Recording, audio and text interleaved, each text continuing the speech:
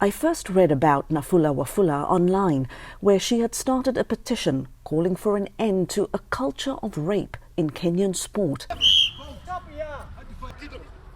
She was bringing attention to an incident that had unleashed a social media firestorm in her country. On Instagram, Wendy Kimunto, an up-and-coming musician, accused two national rugby players of gang raping her in 2018. On the first count of gang rape, Alex Olaba and Frank Wanyama were convicted and sentenced to 15 years in prison last year, sentences that have since been overturned on a technicality.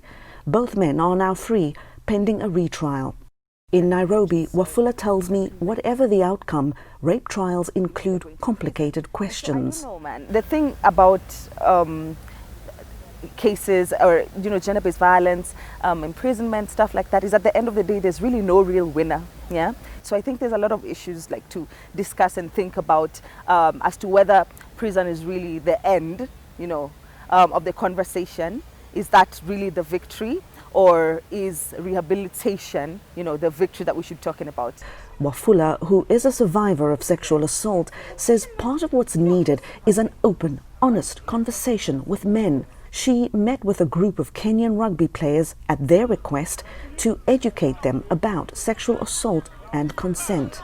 What do they want to know? What is it that sometimes we as women wonder, what is it that men don't get about this? What are men thinking? Yeah, I think, interestingly enough, this was conversations around what does consent really mean? What if she says yes and then she says, in the middle? Or it was very general, everyday conversations. Actually practical. Exactly, very practical. We talked about how me as a girl, I'm brought up to put my legs together, sit with my legs together, and be home at a particular time and be a virgin, And boys are not taught that. Boys are taught to sit with their legs apart, and that's their male expression, and be sexually aggressive. For example, the stereotype that if a girl says no, you just need to keep pushing, a little, because she's going to say, no, I don't want. And then if you keep, if she says yes, at first, if she says yes very fast, then she's easy. Yeah. So if a guy keeps pushing and keeps pushing and keeps pushing and she keeps saying no, and then eventually says, okay, fine, I did it, but I thought she was going to say yes eventually.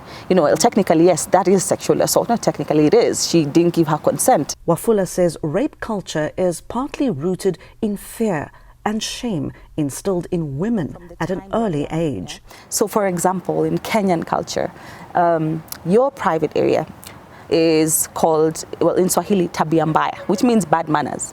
Yeah. So, and sex is bad manners. And that's what we bring into adulthood, that fear and shame, which I feel is the two emotions that every woman, no matter what background they come from, really relate to. It's those two things that lock us down. What are people going to say about me, If I have been sexually assaulted, if I have been raped, what do I do next? You need to go to a hospital because the trauma is there. And ideally, if you can find someone to go with you, then that would be very helpful. Don't shower. And that's normally, it would be very difficult because all you want to do is shower.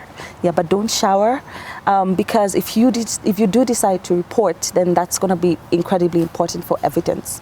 So don't shower, don't change. And if you have, you can change, but if you have, you can take your innerwear, your panties, and put them in ideally like a brown envelope. Yeah, and take it with you to the hospital, not a nylon bag, because that also messes up with any evidence that might be there. And then after that, I think psychosocial support is incredibly important. Counseling, support groups, seeing someone, therapy is so important, because sometimes we feel like we're okay and maybe you're just operating on autopilot, or so it's incredibly important to seek support.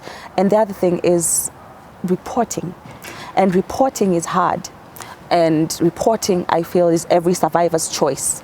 Every survivor should be able to choose whether they want to report or not. But that choice is empowering in itself. Going forward and reporting is not only empowering to the survivor as an individual, but it's empowering to every other woman. It is, because it's an act of protest and standing up for yourself. And in that way, you are speaking for our whole population. It's an act of protest by itself.